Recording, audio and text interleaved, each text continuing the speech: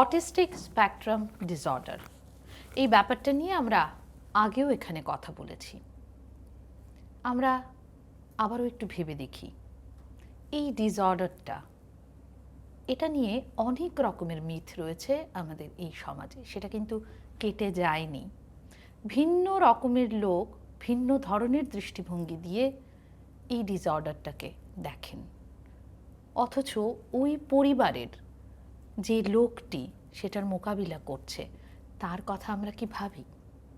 তিনি কেমন করে সেই মিথগুলোর সঙ্গে প্রতিদিন যাপন করছেন, প্রতিদিনের জন্য তার লড়াইটা কতটা কঠিন। দর্শক বন্ধুরা নমস্কার, আমি পারমিতা আপনাদের আবারও স্বাগত জানাচ্ছি নিউজ লাইভ বাংলা নিবেদিত জীবন যোদ্ধার আরও একটি পর্বে, যেখানে আপনারা জানেন আমরা এমন কিছু জীবনের সত্য তুলে ধরতে চাই আপনাদের কাছে, যেখান থেকে আমরা নতুন করে যেন কিছু শিখতে পারি, কিছু জানতে পারি এবং আমাদের জীবনে আমরা সেটার প্রতিফলন যেন ঘটাতে পারি। প্রতিদিনের মতো আজকেও আমাদের সঙ্গে রয়েছেন একজন বিশেষ অতিথি। অবশ্যই তিনি একজন জীবন যোদ্ধা, যিনি অনেক রকমের মিথের সঙ্গে লড়াই করছেন। চলে যাব সরাসরি আজকে তাঁর কাছে। আমাদের সঙ্গে আজ রয়েছেন এই শহরের একজন সুপরিচিতা মহিলা, শ্রীমতী দেবলীনা চৌধুরী, যিনি পেশায় একজন আইনজীবী। স্বাগত জানাচ্ছি তাকে আজকে আমাদের এই মঞ্চে। নমস্কার দেবলীনা দি। নমস্কার। ভালো লাগছে আজকে আমাদের ডাকে তুমি সাড়া দিয়েছ, সেটা আমাদের প্রাপ্তি। এবং দেবলীনা দি, আজকে তুমি একটা অন্য আঙ্গিকে আমাদের কাছে আমন্ত্রিত। তুমি একজন জীবন যোদ্ধা হিসেবে আজকে আমাদের এই মঞ্চে। কেমন লাগছে তোমার এই অনুভূতি? তোমার কাছে কেমন? বেশ কথা শুনেছি জীবন যোদ্ধার অনুষ্ঠানের। তোমাদের ইচ্ছে ছিল, সুপ্ত ইচ্ছে ছিল যে হয়তো কোনো এক সময় এই মঞ্চে তোমার সঙ্গে আমার দেখা হবে। তো এই দিন আজকে এলো, খুব তাড়াতাড়ি এলো। আমি সত্যি খুব খুশি। অনেক শুভেচ্ছা রইল। এই অনুষ্ঠান যেন অনেক অনেক দূরে এগিয়ে যায়। অনেক ধন্যবাদ। টিমের প্রতি আমার শুভেচ্ছা রইল। অনেক অনেক ধন্যবাদ। আর তুমি যে তোমার সময়, মানে এতটা সময় নিয়ে আমাদের কাছে আসতে পেরেছো, তার জন্য আমরা সত্যি কৃতার্থ। আজকে আমরা তুলে ধরতে চাইব এমন একটা লড়াইয়ের কথা তোমার, যে লড়াইটা তোমার জীবনের 70%-ও বেশি জুড়ে আছে। আমরা একটু শুরুর থেকে শুরু করতে চাইব, যেটা আমরা শুরু করেছিলাম যেটা দিয়ে, অটিস্টিক ডিসঅর্ডার, যেটা সেটা আমাদের সমাজে খুব সাধারণ জিনিস নয়, খুব কমন নয় সকলের কাছে, তাই এটা নিয়ে অনেক মিথ রয়েছে। কিন্তু তুমি সেটার সঙ্গে প্রায় প্রতিদিন ডিল করছো, প্রতিদিন এই লড়াইটা করছো। আমি জানি খুব কঠিন দিদি, কিন্তু আমি চাইবো তুমি তোমার অভিজ্ঞতাটুকু আমাদের সঙ্গে শেয়ার করো, যাতে করে যেন ওই ক্যামেরার ওপাশে যারা রয়েছেন তারাও কোনো না কোনোভাবে উপকৃত হন। হয়তো তাদের বাড়িতেও সেরকম কেউ এই ডিসঅর্ডারে ভুগছেন। আমি একটু শুরুর থেকে জানতে চাইব তোমার পরিবারের কথা, সেটা কিভাবে ডিটেক্ট করা গেল বা কার থেকে শুরু হলো, সেটা কিভাবে? অ্যাকচুয়ালি আমাদের পরিবার খুব ছোট। মা বাবা, আমি, দিদি আর আমার ছোট ভাই। আমার যখন 6 বছর বয়স তখন আমার ভাইয়ের জন্ম। ওকে ধরা যেতে পারে জন্ম থেকে ওর ছোটোখাটো সমস্যা ছিল, যেরকম অনেকেই এই জিনিসটা খেয়াল করবেন, জন্মের পর কিছুদিন যদি বাচ্চা না কাঁদে বাবা মার কিন্তু একটু নজর করা উচিত। কারণ জন্মের একদম ছোট বাচ্চারা যদি খুব না কাঁদে না, সেটা কিন্তু একটা নেগেটিভ থাকে তার মানে স্বাস্থ্যের উপরে। আমার ভাইয়ের ক্ষেত্রেও সেটা হয়েছিল, যেটা প্রথমে অভিজ্ঞতার অভাব। তখন তো আর এত মিডিয়া বা সোশ্যাল মিডিয়া ছিল না, বা এত সোর্স ছিল না যে ইনফরমেশন কীভাবে মানে কালেক্ট করা যায়। তো সেই ক্ষেত্রে হয়তো বা কোনো না কোনো জায়গায় আমার বাবা মায়েরও সেই জিনিসটা খেয়াল হয়নি। তো তারপরে কি হলো, ওর যখন বয়স 1.5 বছর এভাবেই চলেছিল, কান্নাকাটি খুব কম করতো ওকে, যার জন্য মানে তোমার ছোট ভাইয়ের জন্মের, আমি যদি জন্ম থেকে ধরি ব্যাপারটাকে, তাহলে ম্যাচিওর বেবি তো ছিল। হ্যাঁ, ম্যাচিওর বেবি ছিল। ডেলিভারি প্রসেসটা কীরকম? সেটা আমি বলছি। তো যখন বছর দেড়েক এরকমই চললো, কান্নাকাটি করতো না, আশেপাশে সবাই ভালোবেসে ডাকতো ভোলানাথ, ও দেখছি আমাদের শিশু ভোলানাথ, ওর নামই পড়ে গিয়েছিল। তো 1.5 বছর বয়সে কি হলো, তখন আমিও তো ছোট, আমার 7.5 বছর বয়স। আমাদের খাটে আমি ঘোড়ার যে বাচ্চারা থাকে না, ঘোড়ার মতো একটা পোজ নিয়ে উপরে আরেকটা বাচ্চাকে নিয়ে খেলে, সেভাবে আমরা খেলছিলাম। সেইভাবে খেলতে গিয়ে হঠাৎ অ্যাক্সিডেন্টালি ভাই আমার পিঠ থেকে খাট থেকে পুরো মাটিতে পড়লো প্রচণ্ড শব্দে। সেই সময়ও কান্নাকাটি নেই, একটা বাচ্চা অত উপর থেকে পড়ার পরে নর্মালি কি হয়, ব্যথার চোটে না, এক ফোঁটাও না। তখনই ফার্স্ট জিনিসটাকে নোটিশ করা হলো যে কেন এই জিনিসটা হচ্ছে। তারপর তো ডাক্তারের আরম্ভ হলো। বাই দিস টাইম প্রসেসটা চলাকালীন মোটামুটি বোধহয় যতদূর মনে আছে 10-15 দিন পর হঠাৎ করে ফার্স্ট ফিট হলো। প্রথম ফিট হয়ে গেল, জ্বর ছাড়াই। বাচ্চারা ফিট হয়, জ্বর থাকলে বাচ্চারা ফিট হবে, এটা তো আমরা ছোটোর থেকেই শুনে এসেছি। কিন্তু ও জ্বর ছাড়া যখন ফিট হলো, জিনিসটাকে নিয়ে বেশ নাড়াচাড়া পড়লো। তখন বাবা ডক্টরদের সঙ্গে কনসাল্ট করলেন, তখন ফার্স্ট জিনিসটা ডিটেক্ট হলো ওর সিজারিয়ানের সময় আমার মায়ের, আমি তো তখন ছোট ছিলাম, আমি বুঝতাম না, পরে এগুলো শুনেছি আমি মাদের কাছ থেকে। মায়ের এটাকে বলে একটা যে ফ্লুইড থাকে না, বেবিকে একটা ফ্লুইড দিয়ে একটা প্রোটেক্ট করার ফ্লুইড থাকে, সেটা ফেটে গেছিলো বা মার ওয়াটার ডিসচার্জ হয়েছিল। তো সেই ক্ষেত্রে কি করতে লাগে, ইমার্জেন্সিতে আজকাল সঙ্গে সঙ্গে ডেলিভারিটা করিয়ে নিতে লাগে। ঘটনাটা হয়েছিল সম্ভবত মার রাতের দিকে, যার জন্য প্রপার ট্রিটমেন্টটা পেতে মার দেরি হয়েছিল। প্লাস তখনকার বেবির অক্সিজেনের অভাব, হ্যাঁ অক্সিজেন হয়েছিল। সেই সময় কি হয়েছিল, ডক্টরসরা জেনারেলি মানে কি ভাবেন যে প্রথম বাচ্চা, আমি সিজারিয়ান ছিলাম, পরপর আরেকটা বাচ্চা সিজারিয়ান হবে, চেষ্টা করে দেখি নর্মাল ডেলিভারি করা যায় কিনা। সেই চেষ্টাটা করতে গিয়েই দেরি হলো। তারপর অক্সিজেন শর্টেজ হলো, ইমার্জেন্সিতে ফোর্সেপ ইউজ করে বেবিকে যখন বাচ্চা মানে বের করা হলো আমার ভাইকে, সে সময় যে এভাবে ধরে তো মাথায়, তখন মাথায় কোথাও একটা চোট লেগে গেল। সেটা সুপ্ত অবস্থায় ছিল, কিন্তু আমার পিঠ থেকে পড়ার সঙ্গে সঙ্গে সেটা অ্যাক্টিভ হয়ে গেল। তো এটা খুবই দুঃখজনক একটা আকস্মিক মানে দুর্ঘটনা। হ্যাঁ, যেটা আমরা হয়তো কখনো বুঝতামই না, যদি ও না পড়তো হয়তো মাইল্ড ওর কিছু একটা অ্যাবনর্মালিটি বা কিছু একটা প্রবলেম থাকতো, কিন্তু এটা এই ইনসিডেন্টটা হওয়ার পরে সেটা একদম পুরোই প্রকাশ হয়ে গেল, আর কি খুব বাজেভাবে প্রকাশ হলো। এই তো শুরু হলো যুদ্ধ। যদি বলতে লাগে, আমার বাবা মাকে আমি দেখেছি, একমাত্র ছেলে, মেয়ে তো আচ্ছা মেয়ে আছি, কি জীবন যুদ্ধ যদি বলে, চোখের সামনে দেখেছি একটা সংসার কি করে ভেসে গেল। তো আমি বুঝতে পারছি দিদি, মানে এটা এমন একটা বিষয় নিয়ে আমরা কথা বলছি, আর যে মানুষটি তোমার এত কাছের, যে পরিবারে তুমি বড় হয়েছো, তুমি তাকে প্রতিদিন দেখেছো, যে ভাইটিকে তুমি চাইতে তোমার খেলার সঙ্গী হোক, তুমি তাকে কোথাও মিস করছো এবং প্রতি মুহূর্তে মিস করছো।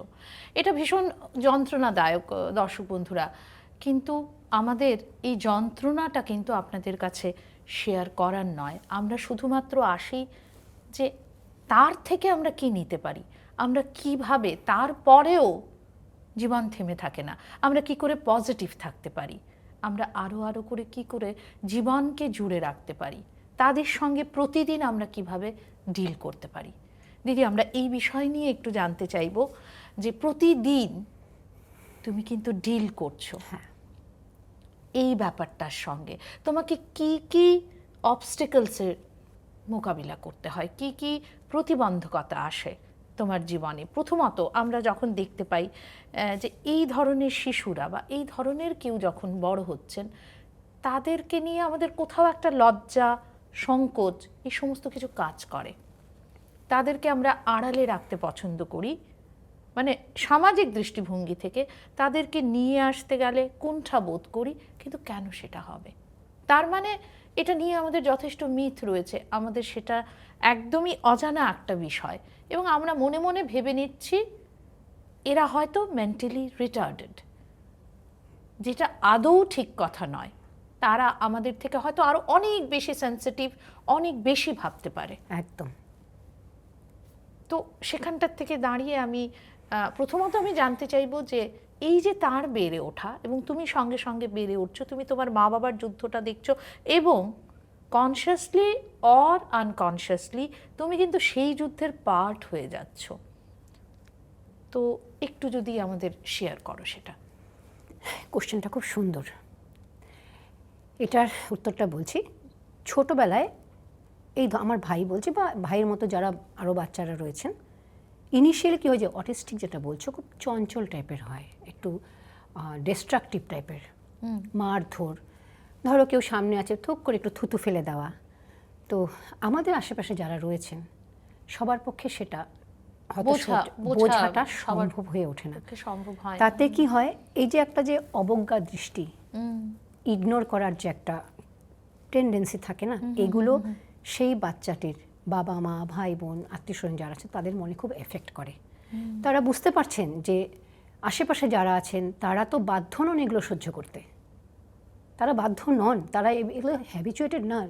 তারা হয়তো তাদের ভালো শাড়ি পরে এসছেন, এর মধ্যে হয়তো সেই বাচ্চাটি থুতুই ফেলে দিল বা একটা চায়ের কাপ ফেলে দিল, অবভিয়াসলি সে বিরক্ত হবেই। অথচ বাবা মা বুঝতে পারছেন যে আমার ছেলে জিনিসটা ভুল করছে, অথচ ছেলেকে আটকানোর বা বাচ্চাকে আটকানোর তো কোনো রাস্তা জানা নেই ওদের, কারণ সেই জিনিসটা তারা তো জেনে শুনে করছে না।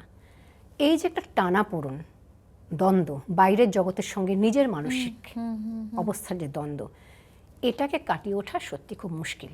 আমরা মুখে বলি যে হ্যাঁ যেরকম আছি ঈশ্বর যেরকম দিয়েছেন সেভাবেই মেনে নিতে হবে, সেভাবেই চলতে হবে, কিন্তু প্র্যাকটিক্যালি প্রত্যেক কম দিন মানুষ সেটার আছে, সঙ্গে ডিল করা, কম মানুষ আছে সেটাকে ওভারকাম করতে পারে।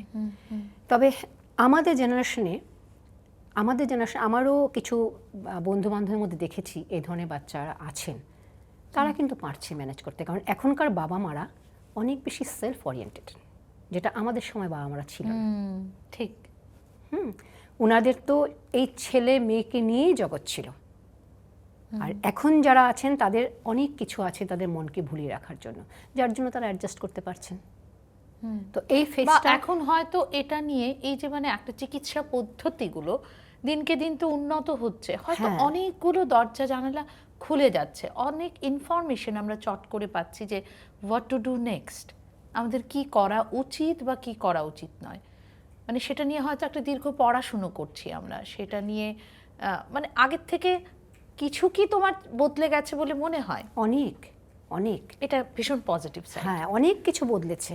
এখন তো অ্যাভেলেবল সোর্সেস আছে না এই ধরনের বাচ্চাদেরকে ট্রেন করার, রাখার, প্রচুর আছে।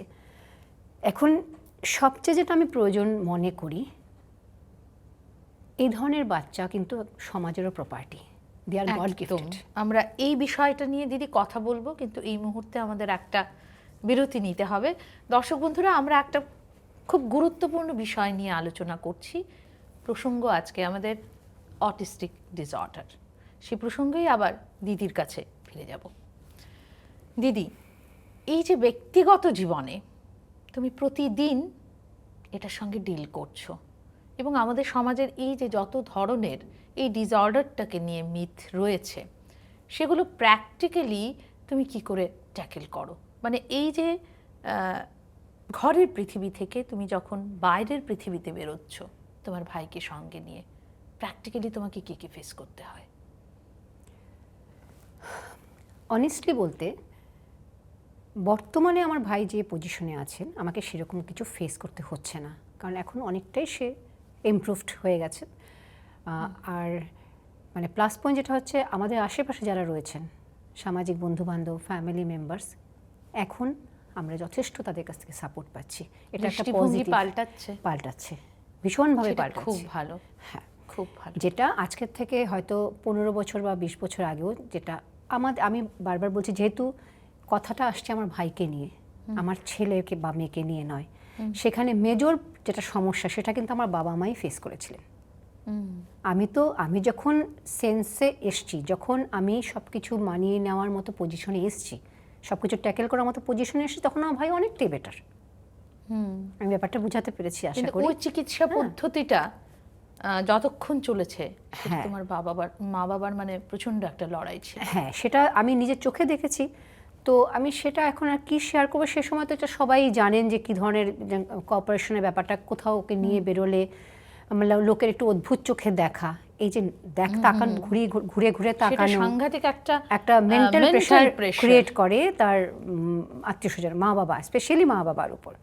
তো ওই ফেসটা এখন আমরা পার হয়ে গেছে আর কি। আচ্ছা দিদি, এই যে আমি একটু জানতে চাইছি খুব ব্যক্তিগতভাবে তোমাকে প্রশ্নটা, যে তোমার মধ্যে কোথাও একটা গিল্টি ফিলিং কাজ করে কি, যে তোমার পিঠ থেকে যখন ভাই পড়ে গেল তারপরেই মানে সেইটা প্রকাশ পেল এবং কোথাও না কোথাও তুমি নিজেকে গিল্টি ভাবতে শুরু করলে, এবং তুমি পরবর্তীকালে যখন আরও বড় হলে তখন মনে করলে যে এই দায়িত্বটা তো সম্পূর্ণভাবেই আমার, এবং তোমার বিবাহিত জীবনের পরেও কিন্তু একইভাবে তোমার জীবনের সঙ্গে তোমার ভাই জুড়ে আছে।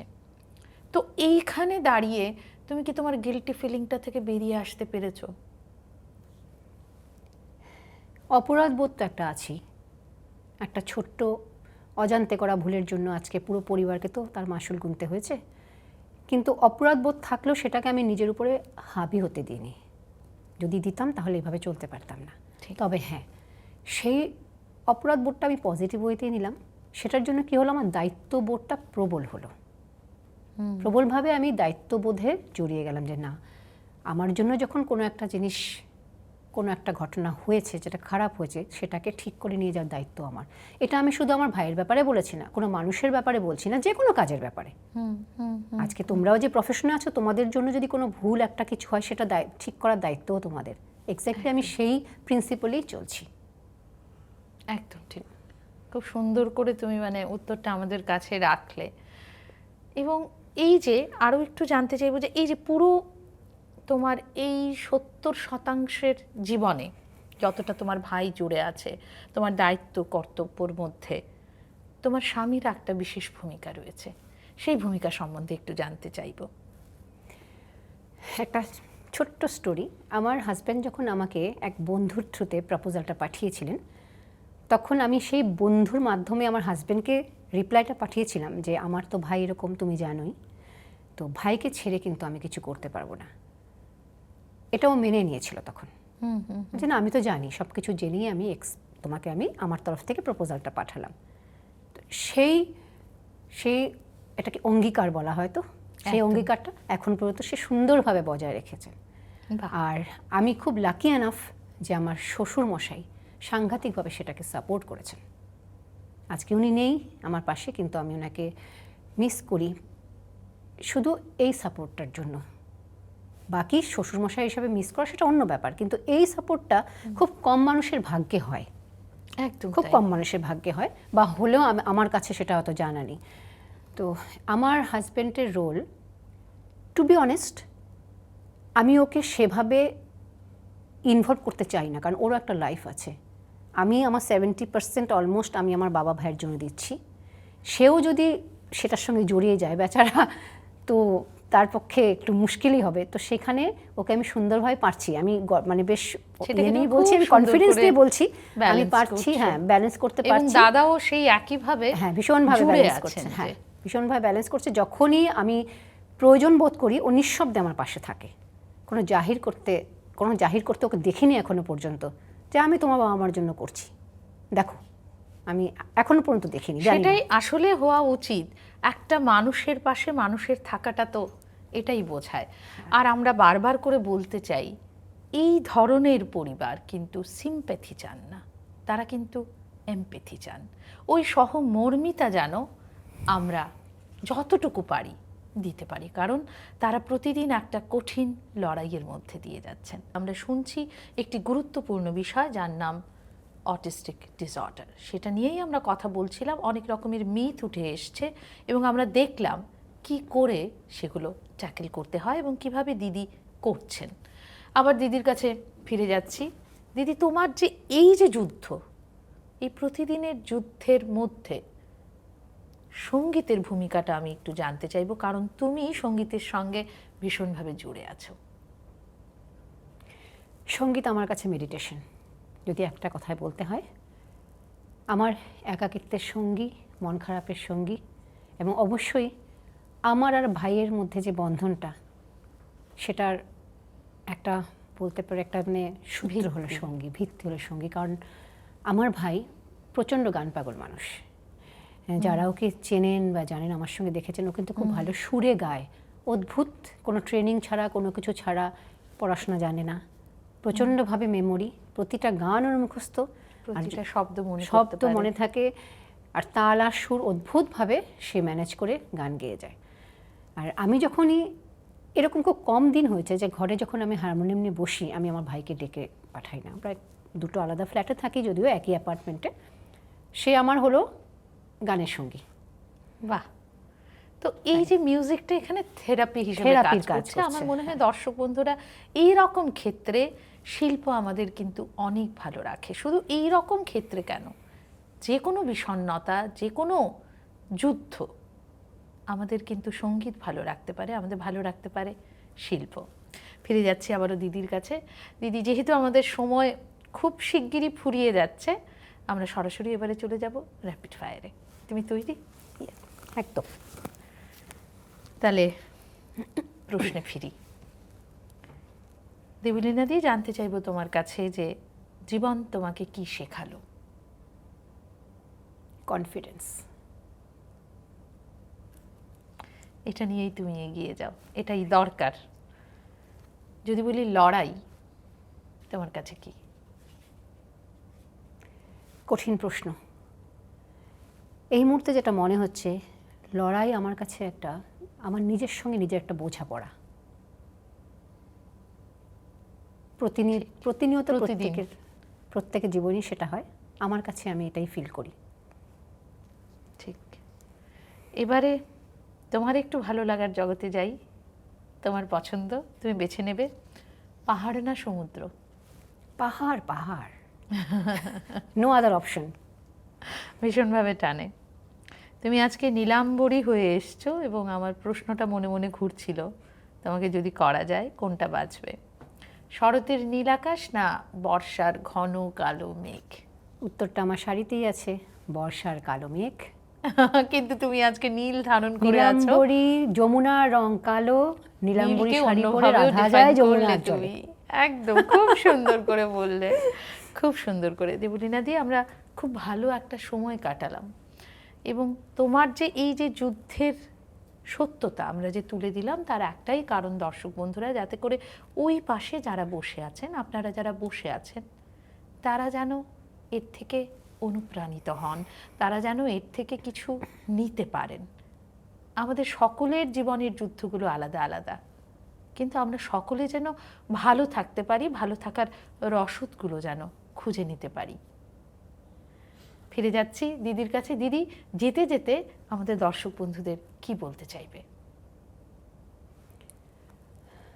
ছোট্ট কথা, আপনারা যারা ক্যামেরার পেছন থেকে আমাদেরকে শুনছেন, এরকম আমার মতো অনেকেই এনাদের অতিথি হয়ে আসছেন, আপনাদের যদি কোথাও মনে হয় আমাদের কোনো কথা, কোনো একটা ভাব প্রকাশ, যেটা আপনাদের মনে হয় যেটা সত্যি খুব সুন্দর বলেছেন, সেটাকে নিজেদের মধ্যে আপনারা অ্যাপ্লাই করবেন। এভাবে করলে তাতে কি হবে জানেন, আমাদের এরা যে এই অনুষ্ঠানের মাধ্যমে এই পুরো টিম যে প্রাণান্তকর কষ্ট করে যাচ্ছে, যে সমাজকে একটু উপহার হিসাবে দেবে, সেটা সার্থক হবে। আমি অনুরোধ জানাই, যদি কোনো কিছু আমাদের কথা আপনাদের ভালো লাগে, সেটা আপনারা নিজেদের মধ্যে আনবেন। এভাবেই এই অনুষ্ঠানের সার্থকতা এরা খুঁজে পাবে এবং অবশ্যই আমরা যারা এসেছি, আমরা খুব খুশি হব যে আমরা হয়তো বা কিছুটা মেসেজ আপনাদের কাছে পৌঁছে দিতে পেরেছি। Thank you so much. এত সুন্দর করে তুমি ব্যক্ত করলে তোমার অভিব্যক্তি, আপ্লুত আমরা। দিদি, তুমি খুব ভালো থাকো, তুমি যেমন আছো সুরে থাকো, সৃজনে থাকো, তোমার লড়াই তোমার সঙ্গী থাক। সেটা আমরা অনেক কিছু পাল্টে দিতে পারি না, কিন্তু কি করে ভালো করতে পারি সেটুকু তো প্রচেষ্টা চালিয়ে যেতে পারি, কারণ আমাদের ভালো থাকতেই হবে। তোমার ভাইও সুরে তালে খুব ভালো থাকুক, শুভেচ্ছা রেখো। একদম সেই শুভেচ্ছা নিয়েই আজকে বিদায় নেব। দর্শক বন্ধুরা, যেতে যেতে আবারও বলবো, আমাদের সকলকেই কিন্তু ভালো থাকতে হবে এবং ভালো থাকার জন্য লড়াইটুকুও চালিয়ে যেতে হবে। ভালো থাকুন, দেখা হবে আবারও আগামী পর্বে। নমস্কার। নমস্কার।